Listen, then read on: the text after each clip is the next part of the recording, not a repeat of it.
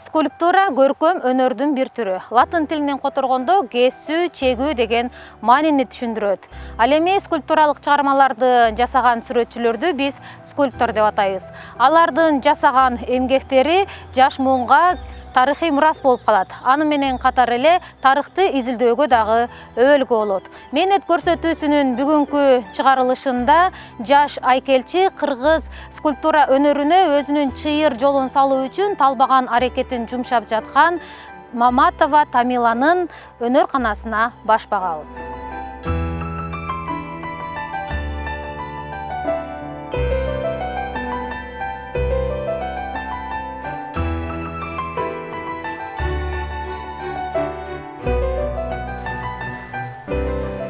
Бул мастерскойм 1 жыл болду курулганына.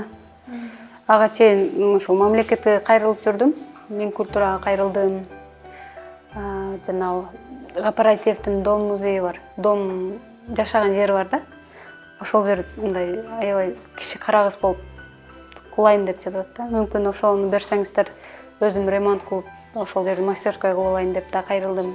Бирок ал туугандарына караштуу экен. Мамлекеттин эч кандай акысы жок экен да. Анан ошентип калып калды. Союзга кайрылдым. Союзда деле азыр эч кандай мастерской берилбейт экен. Ошентип көп ойлондум. Арендага алсам, ар айда аренда төлөш керек. Анан ага да барып келгенге убакыт кетет. Арендага кээде акчаң болот, кээде болбой калат. Ошентип көп ойлонуп, бир туугандарым макул куруп беребиз, жардам беребиз деп. Өткөн жылы ушул жардам беришти, чоң жардам беришти да.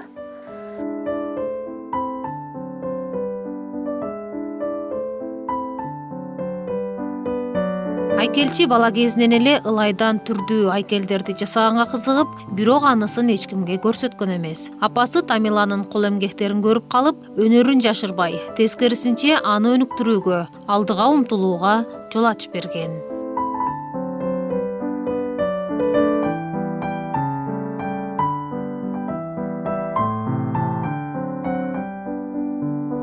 Купулга толчу керемет композицияны жаратуу үчүн ылайды жууруу, чакалап гипс куюу, мраморду чегүү сыяктуу оор түйшүктүү жумуштар бар. Бирок жасаган жаңы эмгектин көркөмдүк сапаты мыкты, көңүл жибитерлик болсо, анда аткарып жаткан ишиңдеги чарчоо, кыйналуу, түйшөлүү мунун баары унутулат дейт айкелчи. Баарын таштап кетип калгың да келет да кээдечи. Белиң ооруйт, анан колуңа суу өтөт, ошон ден соолугуңа зыян келтирет да. Сварка жасасаң көзүң ооруйт дегендей. Бирок баары бир ошол канча кыйналба, кийин дагы бир жакшынакай мээнет кетирип жасаган нерсени көрүп калып, кайра кайтып келесиң, таштай албайсың да. Өзүнчө эле бир жашооңдун бир мазмунуна айланып калат экен да. Азыр бул жерде мен түшүнбөгөн нерселер турат деп айтсам болот да. Мисалы, бир таштын сыныгындай эле да. Тамила айым, эми сизден сурайын. Биз азыр эмне жасаган атабыз, анан бул кандай калып, ошол жөнүндө айтып берсеңиз. Бул азыр сиздер көрүп жаткан керамикалык скульптура деп аталат. Азыр могу калыптары бөлөк-бөлөк кусковая форма деп коет буларды. Буларга биз лай терип чыгабыз дагы, андан кийин бириктиребиз. Андан кийин азыр айтпай турайын, кызыктуу болуш үчүн бир соодун бир сөөлөкөт келип чыгат. Могу ылайда таштар, кирлер болсо, жана ал печкеге бышырганда жарылып кетет да иши. Ошон үчүн таза ылайдан жасаш керек. Ылайды кайсыл жактан? Ылайды өзүнүн эле могу тоолордун астында ак түстүү тоолор болот, кызыл түстүү тоолорубуз болот. Ошолордон эле казып алабыз. Өзүбүздөн эле ылайлар тоо тараптан алыш керек да. Могу жердеги жөнөкөй ылайлар жарабайт да, жарабайт. Скульптуралык өнөргө эмне болуп аралашып калдыңыз? Ким сизге түрткү берди? Бала кезимден ошол лай ойноп жүрчүм да, эсимде бар. Мектепке барыштан мурда элечи. Сүрөт тартчу, акварель менен иштечүм. Бирок биздин райондо эч кандай мындай художественный школа деле жок. Ол тармак боюнча түшүнүк деле жок болчу. Өзүнчө кызыгып, тагдыр дегендей пешенеге жазган нерсе окшойт да. Анан 7-класста аябай кызыгып калдым. Себеби өзүбүздүн жанагыда районубузга бир бюст коюлуптур. Андай цветте, золотистый цветте боеп коюштур да, аябай жаккан.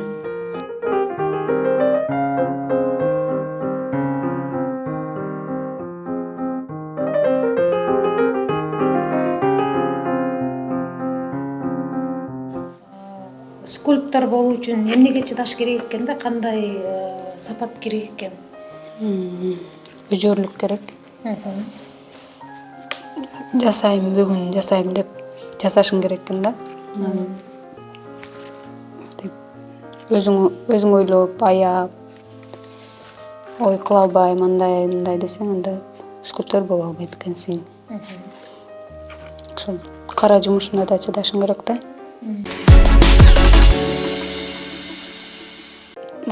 Жасаган ылайларыбызды бириктиребиз. Анан 15 мүнөт убакытка коюп коебуз. Анан кайра ачабыз.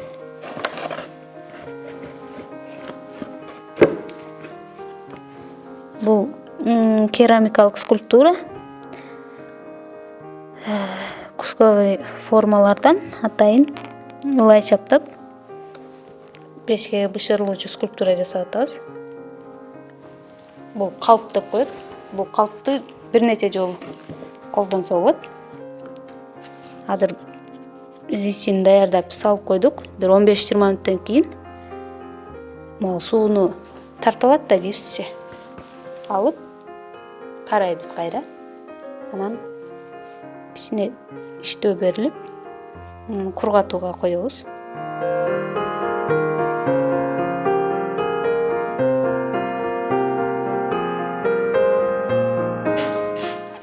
Азыр могу жана жасаган жумушубузду ачып көрөбүз кандай.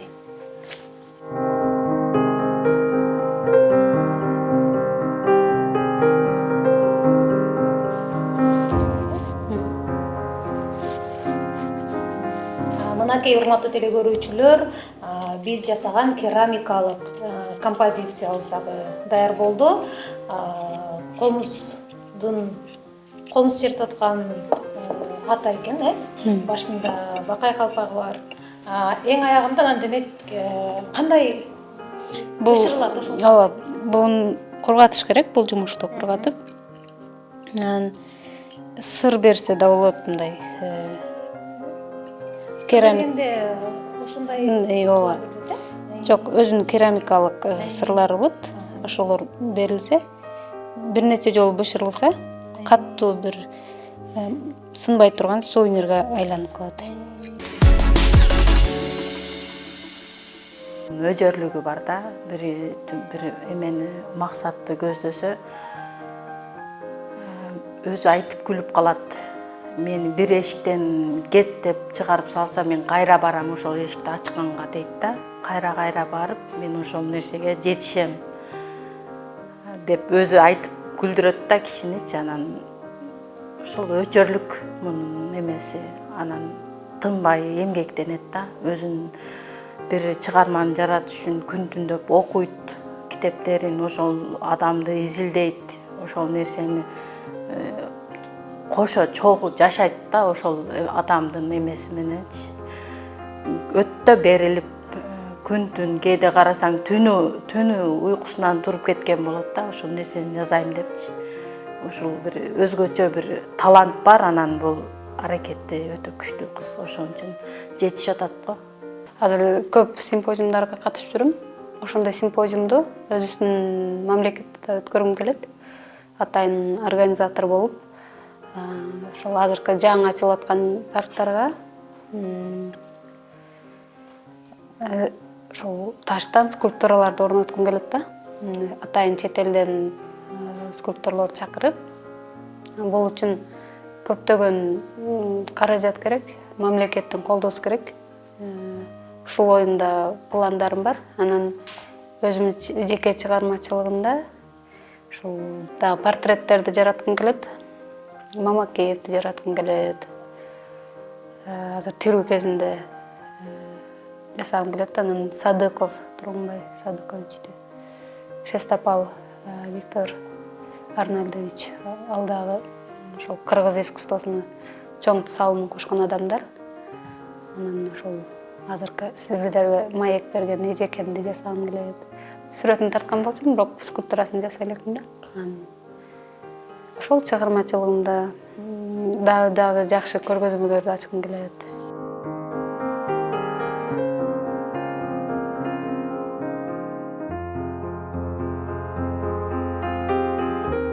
Элибизди дүйнө элине тааныткан кыргыз элинин чыгаан жазуучусу Чыңгыз Айтматовдун чыгармачылыгына саякат жасап, скульптуралык эмгектерди жаратты. Гапар Айтиев атындагы Улуттук көркөм сүрөт музейинде Менин Айтматовум аталышындагы көргөзмөсүн уюштурган. Анда жалпысынан 40ка жакын чыгармалары коюлган. Айтматовдун архивтерин, газета журналдарын, библиотекасына бардым, видео архивтерин карап, да интернеттен ошол окубаган чыгармаларым бар болчу, ошолорду окудум. Ошол акыркы чыгармалар Тоголор кулаганда, Кассандра тамгасы, анан ошол мифологиясы бар Чыңгызхандын ак болот. Ошол чыгарманы окуп, ошол бир эле учурда ошол чыгармаларды окуп, ошол чыгармалар аркылуу скульптуралык чыгармалар жаралды да. Анан октябрда окууга кайтып бардым. Наброска, эскизтер пайда болду, фрагменттер. Күн эле иштей бердик. Эртең менен кечке чейин. Размери 3 метр болду. Агайлар каршы болгон болчу. Чоң иш жасабай эле кой, пол түшүп кетет депчи. Мен ага карабастан жасап салдым. Себеби эгер аларды уксам, мүмкүн азыр мындай сиздер көрүп турган Айтматов жасалып калып, башкача Айтматов болуп калмак да. Анан эскизин өзүмө жаккандан кийин агайлардан да кеңеш сурабай калдым, аларды чакырбай да калдым мастерскойума. Ошентип өзүм жасап баштадым. 2 тоннадан ашыклай чапталган могул жумушка. Эртең менен чыгам, лестницаларга көтөрүлүп, кадимкидей пакеттерге урулат, суулап, алар кургап калбаш үчүн кайра ачылат, материалдар менен жабылат. Заштамда мындай кичинекей мастерской, анан эл көп кирет да. Ректор эле кирип, биринчи чочуп, жумушун көрүп, мынча чоң депчи. Анан урушуп кирип баштады. Ушу кыргыздар тоонун башына коесуңарбы ушунча чоң Айтматовду дешипчи. Кайсыл жерге коесуң деп. Мен да сөзүмдү таппай туруп калдым. Ошого да 4 коюп коюшту, 4 алып калдым бул жумушума. Агайларды да укпай, өзүм жасагангабы, размери да чоң болгон үчүнбү 4 коюп койду окшойт. Бирок аябай башка жактан келген скульпторлор аябай чоң жакшы баалашты. Себеби академияда акыркы учурда абстракция стилине өтө баштаган студенттерчи. Мындай реалисттик жумуштар азайып баратканда, меники ошол реализм болуп, анан конкреттүү адамдын образын жаратып атсам, аябай жогору бааланды башка жюрилер тарабынан.